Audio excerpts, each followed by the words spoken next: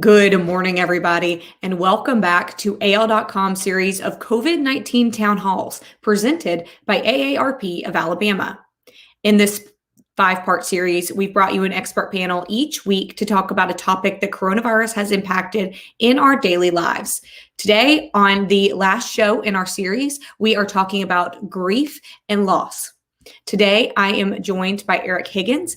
Eric lost both of his parents to COVID-19 earlier this year. Both of his parents died just weeks apart. Their names were Peggy and Roger. Peggy died on August 29th, and Roger died on September the 20th. I am also joined by Dr. Josh Klapow. Dr. Klapow is a clinical psychologist. He also has worked with the Red Cross. He is a Red Cross certified disaster mental health specialist. And today we're going to be talking about Eric's parents, about the grieving process, and about the stress that a lot of people, especially those impacted directly, have felt from the pandemic. Now, we are also joined today off camera by Dr. Julie Wolfson. Dr. Wolfson is a physician with UAB Medicine. She is going to be hanging out in our comment thread and answering your medical questions. So if you have questions like, how long do I need to wait to get vaccinated for COVID after I catch the virus? Do I need a third shot? Who maybe should or should not get vaccinated? Drop those in the comments, and Dr. Wolfson will be available to answer those. So, gentlemen, thank you so much for taking some time here today to talk with us about this topic and about just the grieving process through the pandemic. Now, I have some questions for each of you, but first I want to start out with just asking you each a general question, and that is just how things are going, how you're feeling right now. Eric, I'll start with you. You obviously have had a very difficult last few weeks, and so I just wanted to see how you can say you're doing at this point. Well, as an example, this morning, I wanted to call my mom. So, that part's very difficult. I think the most difficult thing for me, unfortunately, comparing the loss of both parents is my mom, went in on August the 12th and she died on August 29th, and I never got to see her or talk to her. Our only lifeline was via text. And just to elaborate on that, the patients are having, breathing mechanisms the surrounding their mouth and their nose, and that's basically their lifeline. They have to have that, BiPAP or machine to help them breathe, so they can't remove that to talk. And so I never got to see her or talk to her, and that was a pretty hard, pill to swallow, if you will. And then comparatively speaking, my dad, I did get to see my dad 2 days after my mother died, mainly for obvious reasons. I mean, he was there by himself. He was mourning. I mean, he was just one floor on a different floor than she was on. And the hospital gave us hazmat suits, and we were able to go, speak to my dad for about 20 minutes. And then my dad died on a Monday, which was September 20th. And I got to go see him on the Friday before that. And he was actually doing better. It was pretty shocking that he passed away because we had thought he had turned the corner. And then on Monday, on his last day of his life, he had been declared COVID free. We still had to put hazmat suits on, but I got to spend all day with my dad. He was fully sedated, so he wasn't able to talk. But I know, a long answer to that is I really didn't get a lot of closure relative to my mom. And I don't know, it's hard to articulate that. But being there with my dad when he took his last breath, created, some closure for me. So it's almost like my mom still exists, so to speak, because I wasn't able to be with her. And that's just how I feel. It's hard to articulate that. But it's difficult when you lose a loved one like that and then know they just suffered there by themselves has been a difficult process of processing all that to me. Dr. Klapow. Yeah, I mean, there's not much you can say after you listen to Eric's story. I think a couple points. One, just it's not just the tragedy and the sorrow and the grief, but the trauma of it. I mean, being in a hospital setting, being in a hazmat suit, having to text with your parents, all that kind of stuff, it's more than the loss of a loved one. I can say and emphasize anything. I think the other thing that Eric points out is the idea of closure. And even after only a short amount of time, having closure with one parent, you're still grieving them, but having a different experience with another, and the impact that it has on us, wanting to call his mom. And then the only other thing I would say is, and I know Eric obviously is so brave to do this and share this. These things are so normal given how short of a time it's been. Eric's giving us a window into what a lot of us don't see unless we experience it ourselves, which is the immediate aftermath of a tragedy. And our bodies and our minds have to spend a lot of time and a lot of energy trying to process it and figure it all out. And what Eric is sharing with us is he's in the very beginning stages of that. Well, and you mentioned something, Eric, and I think that it was something that really touched a lot of people who read your parents' story, and we were able to share that story. We're going to link it here in the comments for anybody if they would like to read more about Mr. and Mrs. Higgins. But Eric, you said something, or maybe it was your sister that said when your parents were hospitalized and they couldn't speak to each other because of things that you just mentioned, they would text you and your family, but they also would be able to text each other. So they could have those conversations via text, maybe not verbally, but at least they could communicate in that way. So I think that just really touched a lot of people and kind of brought that fact home. Dr. Klapow, you were saying a lot of us, we may know of somebody who has suffered a very severe bout with COVID or even experienced a family member or friend that has died of COVID. But those little anecdotes like that kind of bring it home to a lot of people. So I just wanted to know more about your parents texting each other and your parents texting with you and your family, and what kind of things that they told you in that point. Well, the lifeline to my parents was a text. And so we had, a group text with myself, obviously, and my sister Jana, and then my mom and dad. And you'll have to forgive me on the dates. My mom went in the hospital 3 or 4 days earlier than my dad, and then my dad had shortness of breath. They admitted him, and I think he was in the emergency room by himself, or in the emergency room for one night, and then they moved him to her room.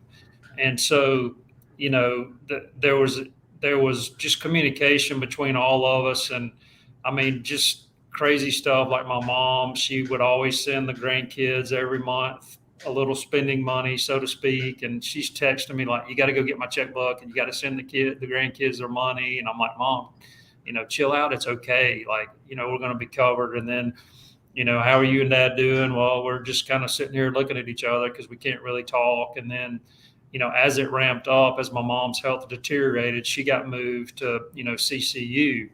So processing that for me was, oh my gosh, my dad's sitting there in the room with her, and now they're wheeling my mom out, and then, but I'd say, Dad, are you okay? And he would text and he'd say, Mom needs more attention. It's a short sacrifice for me to let her, send her to another room because she does need some more help. So obviously he's seeing, all of this take place. And so we just mentally just tried to encourage each other. And then I think the really difficult parts were, like when my mom, it was mainly my dad started feeling worse and he wouldn't respond to a text.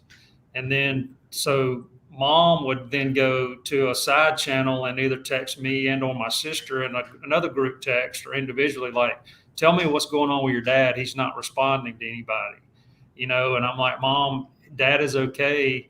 We've talked to his nurse. I think he's just tired and he doesn't feel good, but he is okay. I promise you, And she's like, are y'all sure y'all are telling me everything, and those type things. And then we started going through, here's my password to my checking account. Here's my, I got this bill that I know is coming up, and I'm like, Mom, Dad, we got it. All of this is okay. Don't worry about it, And then I think the other difficult thing was the nursing staff. in my opinion, is totally overloaded. And so, like mom would get, I'd say, Mom, has the doctor come in today? And she's like, yeah, he did. And, this is one of those things that's sensitive to talk about, but it's real. Okay. So like her doctor was an Indian from India. And so you got to understand, he's coming in there to speak to my mother, and she's got a breathing apparatus on, and then he's got a mask on, and then he has an accent. Okay, well, I'm from South Alabama. I obviously have an accent. Okay, but she's like, I'm having trouble understanding what he's telling me, and she's like, y'all have got to call him and, talk to him. Well, they're busy. And so we couldn't always talk to the doctor all of the time. And then she was like, I don't really know what's going on. And, I feel better today, or I feel worse today. And so the frustration of not having seamless communication through a text that you would normally miss in a environment where we could go visit them.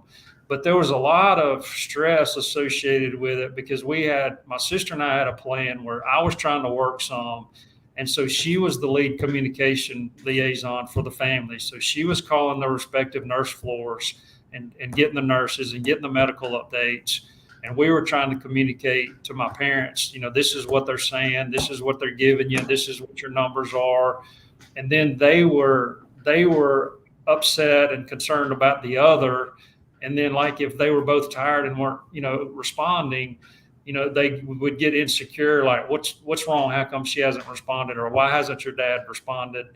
And so my sister and I basically literally slept with our phones in our hands for 6 weeks, because that was the lifeline, to our parents through the, medical staff. And we had funny moments. Mom had a crush on her nurse in CCU. His name was Steven, and she talked about how cute he was. And, and then I'd be like, Dad, hey man, you better bow up. You better get better. Mom's, flirting with the nurse up there on the sixth floor or whatever. So we had some funny moments. I mean, I got all my texts. I'll always have them and all, but there was a lot of unselfishness where my parents knew they were trying to communicate with us about business things. And, and I'm just like, y'all don't worry about all that. We'll get to it. But it was a very difficult communication process from the medical side. And that's one thing that I would like to help resolve, if the hospitals could do better, in that regard. Right. And there's so much too that I want to talk about, the stress on the healthcare system, on the nurses and the staff there. But first, I want to take a second. I wrote down some notes just for people to have a little bit more, especially if they haven't read that story about your parents, to get to know them a little bit more. Even though the story that you told about your mother needing her checkbook to write her grandchildren their monthly allowance checks, that seems to really nail it on the head. But you had said that your dad was a big man. He was about 6'7", and he was often called a gentle giant. He worked for over 30 years at Goodyear's plant in Gadsden. He also coached t-ball, baseball, and basketball, then served as a basketball referee. And then he later, because he wasn't busy enough, opened a lawn care business. Your mother, Peggy, she taught high school, and then until her retirement, then she tutored students. And then later, both of your parents worked in Gadsden's First Baptist Church nursery. So they were always, it seemed like, busy, and they really seemed like helping people, whether it was their family, their grandchildren, students, anybody, was really top of mind there. Now, Dr. Klapow, you hear Eric describe his parents, and I love the notes that he had said about taking care of everybody else. And obviously, Eric and his family were like, look, you're the one that needs to be taken care of right now. It's not us, it's you. Is that something that you've seen commonly in these situations, Doctor? Oh, absolutely. I mean, it's two things. One, it's a parent communicating to their family that I'm okay and I'm still a parent, right? Because there's nothing more scary for children of any age, whether they're 4 or 54, to see their parents in a state of compromised health. And parents know that. I mean, that's, any of us who are parents, we know that. And so a lot of it is not, like I said, number one, just communicating that we're okay, or we're okay enough, and we're taking care of things. I think the other, just more internally, I've seen is it's reassurance to themselves.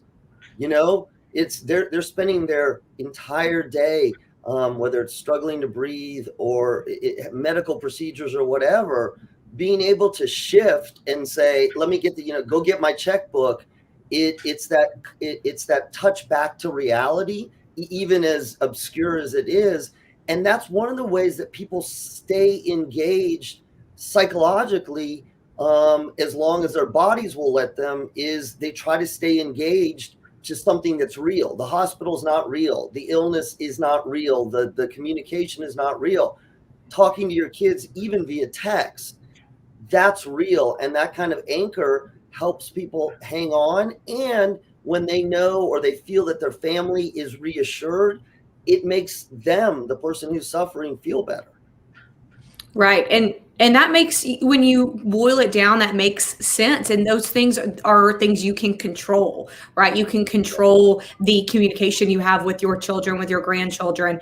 And I know you mentioned grandchildren a minute ago, Eric. I actually have a question for you, Dr. Klapow, from AARP, our sponsor. And they asked, so many children have lost their grandparents and parents during the pandemic.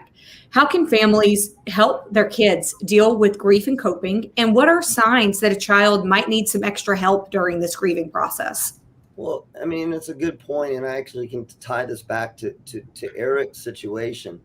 In the immediate, and when I say immediate aftermath, we always talk about a month to 6 weeks.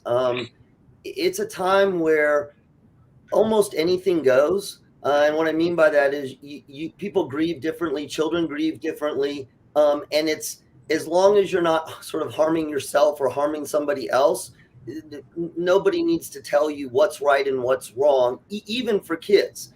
So, with kids, you may see a more difficult time understanding it, so they may act out more. A lot of times we see kids regress. So a 10-year-old may act like a 7-year-old. With younger kids, we see bedwetting and nightmares and things like that. But that's all part of the brain trying to wrap itself around.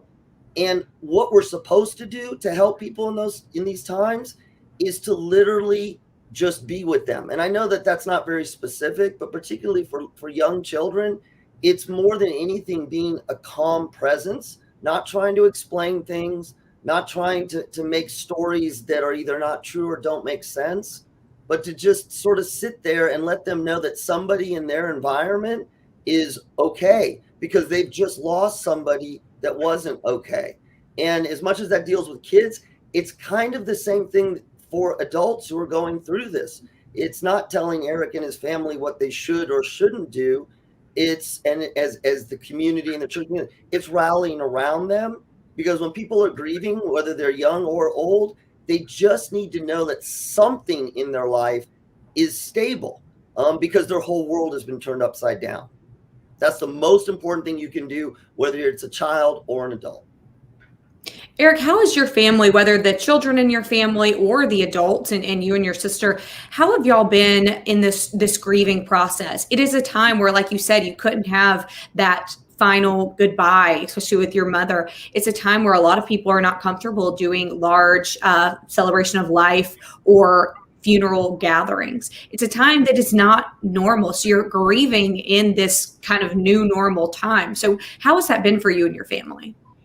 Well, my sister lives in Florida, and thankfully, so when mom got COVID and then she went into the hospital, then my dad was tracking a couple of days behind her. And I told him, I was like, Dad, I'm going to come up there and stay with you. And he's like, no, you're not. He goes, if you come to the door, I'm not going to open it. And I was like, well, Dad, you can't stay there by yourself. Well, thankfully, my sister and her husband got COVID. And so they drove from Florida up there, and he let her and her husband stay with them. And then Dad had shortness of breath, in the wee hours of the morning, and he drove her there. And then so, like my wife, we live in Birmingham, and she stood beside me.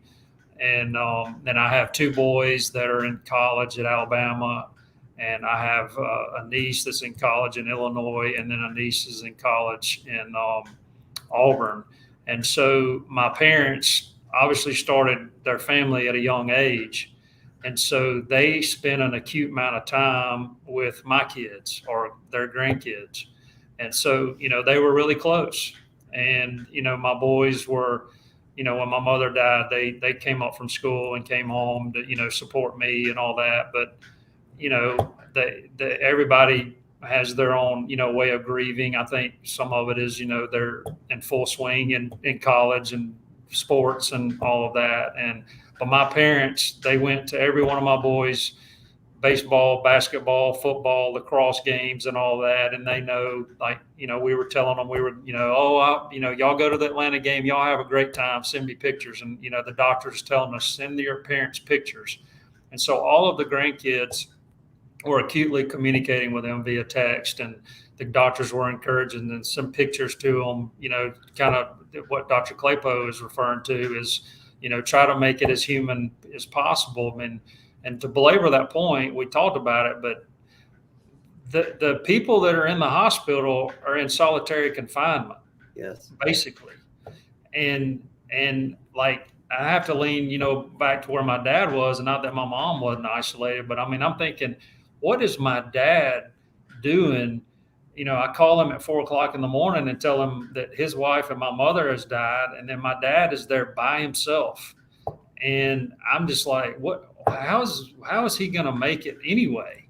And I just, I can't, fathom that. My wife and Dr. Klapow may be able to speak to this, and it's not very manly to say this, but I mean, I am more physically and mentally exhausted than I've ever been in my life. And the concept of, like, when my, not necessarily my mom, because I had mentioned that earlier about the closure, but with my dad, I feel like I got closure. And then, like, the next morning that I woke up, I had a really sense of relief, because I'm going, you know what, I'm not going to spend from now until I go to bed tonight wondering, like, what are his D-dimer numbers? What's his heart rate? How uncomfortable is he? Can he really breathe? And then playing the communication limbo with my sister and the nurses and the doctors. And so, I got a sense of relief, but I really think I'm feeling the hangover effect of, if you will, of the last 6 weeks. Cause my energy level is like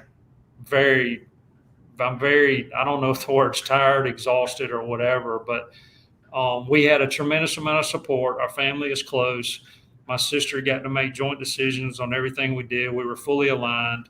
My family is and I don't take this lightly. Not everybody has the support from a family that we have, but I have nothing but support from my wife and my kids, and my sister and her husband and their kids, and then all of the other families, and my immediate family. And so I don't have any excuses to not get through, because we have a very strong family and we have a very strong faith.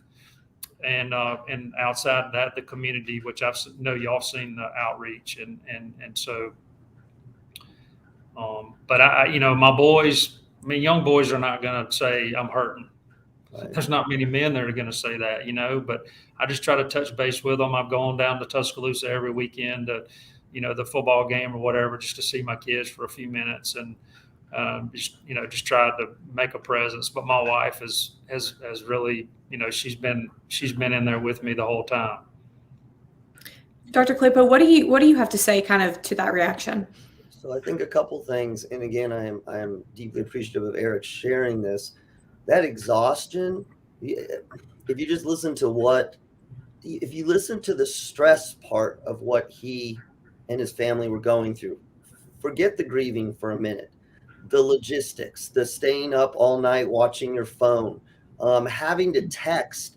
We text all the time, but our texts are not typically these kinds of texts. The amount of physical exhaustion or cognitive or brain exhaustion there, on top of, this is not work. I mean, this is your family. And so one of the things that our bodies do is they go into overdrive. This is the fight or flight survival mode. And it does get us through. It absolutely gets us through. But even if Eric is not, and his family are not physically doing anything, the amount of load on their body, heart rate, blood pressure, stress hormones, all of that, it's a workout. And so what you do see is when somebody passes, and particularly if they've been suffering in Eric's parents' case, there is a sense of relief. But then, as Eric said, it's the crash. It's the it's the psychological crash, but it's the physical crash. It's the body needing to catch up, to try to get some sleep, to try to have nutrition. But the challenge is now we're in the grieving process, right? So now there's another thing on top of that. I think something that Eric said that's very important, both for people dealing with this and people who have family members or friends. This idea that I know, Eric said, I know we're going to get through because we have family and friends and support. The vast majority of people get through, and they get through psychologically okay down the line. It doesn't mean that they forget. It doesn't mean that but we're kind of hardwired to get through. And this is why I encourage people all the time.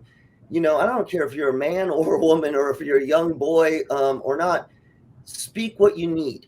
Speak what you need. If you need to be left alone, then have people leave you alone. If you just need someone to sit with you and do nothing, then sit with you. If you need someone to go to a ball game, you go to a ball game. So, and the reason that that's so important is our brains are really designed to work themselves through these things naturally. And so what you don't do is you don't mess with the system. You kind of do what you feel, and that can change from day to day, week to week, as Eric is experiencing right now. Well, and it's like we've said before, the grieving process is different for everybody. Everybody's brain and body handles the situation differently. And your way of grieving might not be mine, might not be Eric's. We all have a different system. Now, talking about conflicting feelings of, I know Eric mentioned just relief of not having to check my phone, not having to make these calls and decisions mixed with grief. I have a question that was sent in anonymously to me, Dr. Klapow. And this question deals with that. This person who contacted me said, I just found out that I had a friend die from COVID yesterday. She left a grieving husband and family with grandkids who adored her. She refused the vaccine. I'm heartbroken, but also furious at this situation because it could have been prevented so easily. How do I cope with these conflicting feelings? I have so much pain from the it didn't have to be this way. And Doctor, I think a lot of people are probably experiencing those opposite feelings right now. Absolutely. One is you can't sort them out. You do it. Let me say this. It is okay to be angry at your parents or your loved ones. Even forget whether they had the vaccine or not. When our family and our friends leave us, on the one hand, it's tragic and we feel terrible, but we also can feel abandoned. And even if it was no fault of their own, there is this sort of emotional piece that says, you left me. And now I'm here to deal with this on my own. Now, if you layer in on top of that, maybe somebody who wasn't vaccinated and it could have been prevented, then yes, there's absolutely the conflict. And that conflict is something that gets worked out internally over weeks, months, and years. And while I don't say that everybody needs to go see a mental health professional, I'm not saying that, but I am saying that grief counseling and mental health professionals in times like this are absolutely appropriate, particularly if you're really struggling getting through this, because those kinds of conflicting feelings are something that basically, I don't know a better way to say this, it's what you adopt and adapt to for the rest of your life. That is the reality of grief, is that you tell your own story, you come to some sort of closure, but that closure may not be the ideal ending. And that is something that you have to learn to cope with, and that you need to make sure that even if you're having those feelings, you're still able to do what you need to do in your life and go on living your life. And if you can't, or you're struggling, that's when a mental health professional, clergy, folks like that are there to help. Is it fair to say that those feelings can sit side by side, whether you're angry like this person who sent this question, whether you're like Eric who says I'm grieving, but I also have that sense of relief? Can all of these feelings sit but side by side without having to overanalyze them? They can. And what happens is, and I don't know if Eric experienced this or not, they come in waves. and they come and go at different times. One moment you may feel a great sense of relief at and no particular order or day. Today, I feel the relief that my parents aren't suffering. And then the next day, or next moment, even, you may be feeling heartbroken over that. The same thing with the anger. On the one hand, thank goodness they're in a better place. On the other hand, why didn't you get vaccinated? This could have been prevented. So these kind of opposite feelings or these mixed feelings can happen. That's also what's exhausting, because a lot of times what we're trying to do is intellectually figure that out. Why am I feeling this? Why did this happen? Why am I feeling it this way? And why am I feeling? And again, what I tell people is, let the emotion happen, because you can't parse it out. There's not a logical connection for it. And really what your emotions need to do is to express themselves. And they come and go. And as I'm sure, Eric can probably attest to, good days and bad days, good moments and bad moments, better moments and worse moments. Eric, would you say that that's the case? Oh, absolutely. Yeah. And I would definitely, I'm definitely a proponent of professional help. To me, it's available. And, to my point, that was one of the things that I feel like that the particularly the nurses, the people have to understand this. And first of all, I hope they don't experience it. Okay. I did, and I want to try to help people, but there's two missing components. I don't know administratively how to do it because that's not my field. Okay. And I'm assuming it's possible. What you have to understand is the nursing staff, they obviously have the job that we all know is to take care of the patient. Okay. They have a tremendous burden on them as humans, that they are the lifeline to the outside world, and they're in the middle between the patient and the loved ones. And they're also being asked to carry that burden.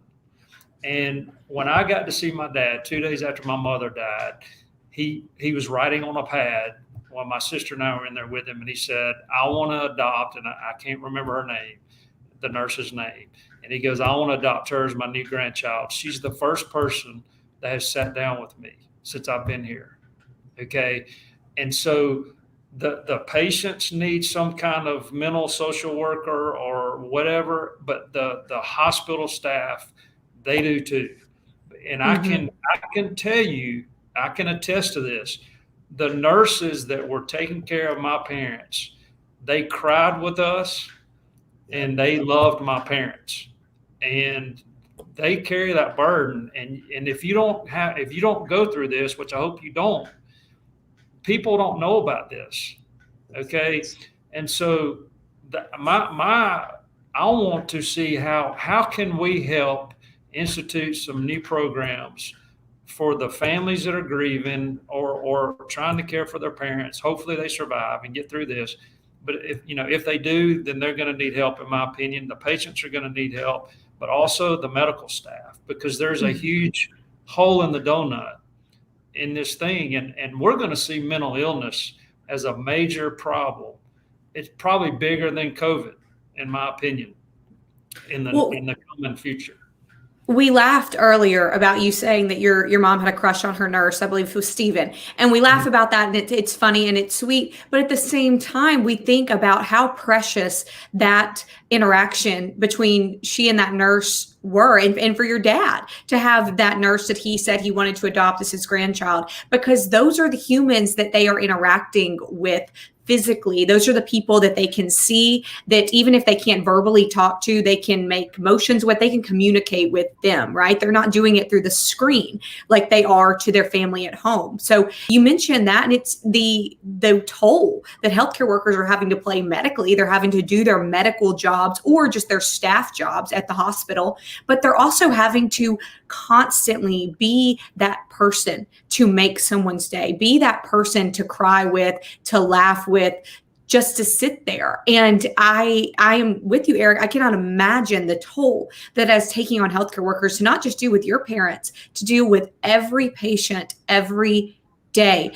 Doctor, kind of on that same route that Eric and I were mentioning, what do we do for our healthcare workers? Yeah, I mean, there are programs, this is one of those things where we're designing some of these things as we go along. There's definitely mental health support programs nationally for our healthcare workers. But let me put some context on that, because we tend to think about, look, an ICU nurse or physician, they're used to being in situations of life and death. But Eric brought up the point. What is so different about this, you hear the term surge capacity and being overwhelmed, and there's logistics to that.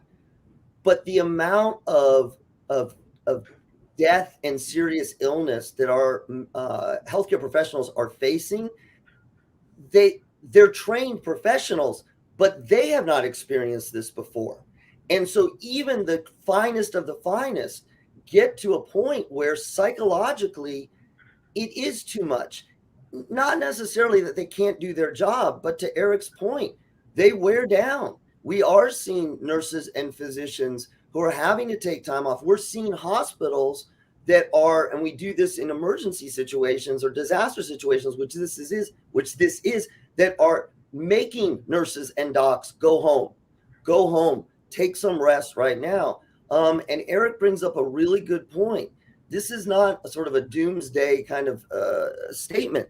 The mental health problems that we're seeing in the mental health community now among families, survivors, families who have lost, and the entire healthcare profession is greater than we have ever known. And that doesn't mean that we can't do anything, but it is something that absolutely, has to be considered.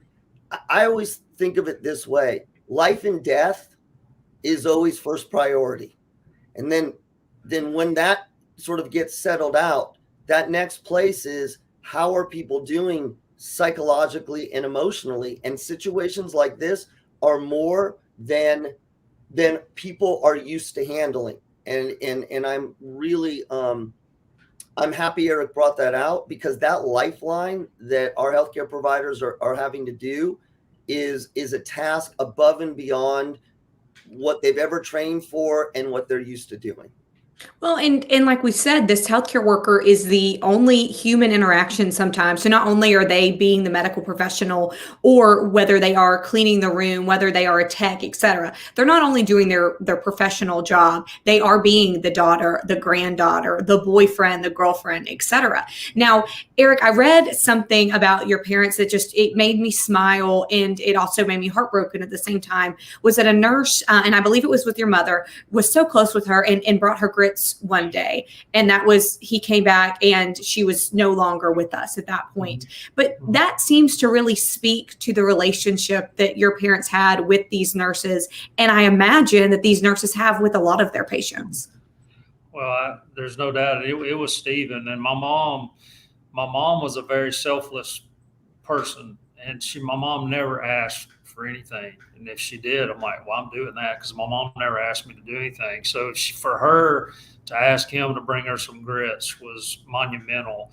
And then you are correct. He showed up on Monday, and she had passed away. One of the things that we tried to do is we sent food, to the nurses. And I would think that the public and some of the churches, in my opinion, could get involved in that, because they, like one day we sent a Chick-fil-A tray, and they were like, we were so busy, if y'all hadn't sent that, none of us would have gotten to eat. Well, that's something that's really simple. Okay. And that could be my parents, if they would have known that, my parents would have been dropping off food to the hospital. The other thing, like when my dad passed away, we were, we left his room and we got out in the hallway, and we heard, little ding, ding, dings going off on the phones. And the nurse, I don't know her last name, but she was there with my dad. Her name was Leanne, and she was great. And she did a great job helping me all through the day, preparing me probably what was for the inevitable. But when we were leaving that night, we heard the cell phones go off, and the nurse goes, you know what all that is that you're hearing. And I said, well, it sounds like a cell phone. And she goes, the nurses on both floors that took care of your parents just loved your parents, and they're all communicating and texting everybody that your dad has passed away, and everybody's so sad. I'm just like, well, what? Yeah. And so my objective and my desire to explain my story is not self-serving. And my parents are gone. It is what it is. But if I could be productive and constructive to help in some way, I'm trying to figure all that out. I'm trying to catch up on my work, and I'm trying to be the father and husband and all that. But I really want to try to help, and I think we can. And I'm trying to figure all that out. Dr. Klapow, how can we help? How can people who are not mental health counselors, who are not psychologists, who are not doctors, and we can't go take a shift, how can ordinary people help our healthcare workers, help the staff of our hospitals? So there are a number of programs for hospitals. The food one is one of the ones that has been one of the most helpful and easiest for us to access. So if you contact the hospital, almost every hospital has got a sort of food support system. That's number one. And that's kind of the easiest thing you can do, whether it's with dollars or with actual food. And different hospitals vary on how they go about that. And that is a huge thing. One of the things we know psychologically, if you help people just care for their basic needs, like a great food or a Chick-fil-A. I mean, this is why we bring casseroles to people who are grieving. It's huge. That's number one. Number two, a lot of times we, if it's our military, or if it's our civil servants, police, whatnot, it's very common to thank them for their service when we see them, right? And that's what we say. Our healthcare workers need that. That doesn't fix the problem, but I think, again, a lot of us make this assumption that that's what they're trained to do versus that they are suffering with the families. And so if you see a nurse, somebody who's a nurse or a doctor or a physician, thank them for what they're doing. Let them know that you care about that. That's another thing. The other is encouraging and supportive remarks, whether it's on social media or otherwise. And then the other, and I'm just, as a public health professional, I'm going to say this, is go get vaccinated. Or if you're not sure or you're unsure about how or why, talk to your physician, talk to somebody in the medical profession, because that is a way that you can help as well. And any or all of those can be done to support our healthcare profession and the workforce, in addition to the more formal programs that you may not see, the mental health support that is happening on the backside that a lot of the public doesn't see. Eric, I know that you and your family want your parents' story to go on. What message do you think that your parents would have for us, for the state, for the world right now? Just, love on people and serve people. I mean, my mom and dad, I'd call mom and dad 2 or 3 times a week, and they, it was the same conversation that you probably have with your parent. How you doing? What have you been doing? What's Elizabeth doing? What's the boys doing? And I was like, what have y'all been doing? Oh, same old, same old. And then I go to my mom's funeral, and they're like, did you know she was babysitting somebody's kids every afternoon on Tuesdays? And your dad's been cutting the grass for this man who's disabled. He's been doing it for like 2 years. And I'm like, now what? And then they never say anything about it. I mean, I had no idea. And so they were public servants, but they loved people. And, my mom and dad suffered greatly. And they both, I know they both fought. I literally saw my dad, and, they knew they were faith people. And, the last conversation I had with my dad was, Dad, I didn't get to mourn. I haven't gotten to talk to you about Mom. I was like, I'm so sorry, and and I said, Dad, how's your faith? And he goes, well, I don't have to cite the Psalm to you. He goes, I'm in a valley, and that's where I'm supposed to be. And I'm like, well, okay, Dad, well, how's your faith? And he raised up his arm and put a big old thumb up and said, stronger than it's ever been. And, and he said, your mom was suffering and she's on the better side of this thing. And Dad promised my sister and me that he was going to fight, and he wanted to, and he had opportunities to quit fighting. And I thankfully through the nurse got to say, Dad, are you in? Are you still okay with doing this? And she said, he's nodding his head. And I'm like, okay, so he fought the good fight. That's what he wanted to do. But me being able to communicate with him through the nurse and me knowing that he's willing to keep fighting and suffering, I was okay with it. I didn't get that chance with my mother. And so, all of that, plays into it. But what it speaks to them is that, they were fighters. They fight for the right thing. They would want us to obviously move forward, but now that we've been exposed that there's some problems in, I don't know if you call it problems, challenges in the system, then maybe how can me and Jana testify and create testimonials and get people like you and Dr. Klapow to say, there's ways that we can support these people. I had a friend, he's in the service. He says, tell a serviceman or woman, not thank you for your service, but thank you for your sacrifice. Mm-hmm. Well, that's two different words. They signed up for the service. They probably didn't sign up to sacrifice. Our nurses have not signed up for the amount of stress, and the doctors have not signed up for the amount of stress that they're being exposed to. And we need to have some systems in place to help them get through this. And that's what my parents would want. That's what they would want. Dr. Klapow, anything to add there? I was just going to say, and I know in the comment section, I'm seeing UAB Medicine has commented about the services that on how to help both of the pediatric and the adult healthcare workers. But I think Eric's piece, again, is so important. This idea of, one, figuring out where do I go from here, and two, giving ourselves the permission, and I'm saying this to Eric as I would any other person who's dealing with the tragedy, giving yourself the permission to not be okay on any given day, to want to go to work and not feel guilty about that, but at the same time, if you're exhausted at work, to give yourself the permission to rest and sleep. This is one of those times where, I know I said this earlier on, it's too much for our brains and our hearts to wrap around all at once. And so the way that we do this, the way we're designed to do this, is it's in little bits over time, sometimes over months, sometimes over years. It doesn't mean that we don't live our life, but it does mean that we can be off kilter for a while. And so the message is, and I was going to say this in the beginning, and I was trying to figure out the right way to say this. What's also so unique about this time, as tragic as it is, there are a lot of people who are grieving collectively right now.